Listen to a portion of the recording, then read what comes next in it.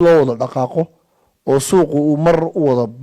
wada bilaabmo una wada dhamaado waxa la doonayaa in suuqa qaybta dawladdu leedahay iyo qaybta guryaha gaarka loo leeyahay inay mar wada dhaqaaqaan oo ay mar wada dhismaan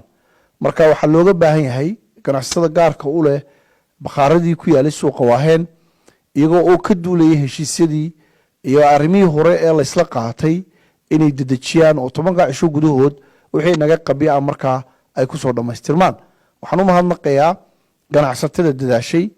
ee blogyadoodii soo diyaariyay sidii ay dib ugu dhisan lahaayeen guddiguna markaa ay diyaar u la tahay wixii qayb ama door ay ku lahaayeen inay qaataan waxaynu sugnaaba waa maalmaha soo socda oo shaqadu bilaabanto oo dadka reer Hargeysa ay arkaan suuqii waaheen oo dib u dhismaya markaas aynu u qorsheyno in muddada uu suuqu dib ugu dhismayo inaynu u sii tabaabulshaysano sidii suuqani uu dib ugu noqon lahaa inuu sii ahaado suuqii ugu weynaa ee Somaliland iyo waliba mid kamid ah suuqyada waaweyn ee Geeska Afrika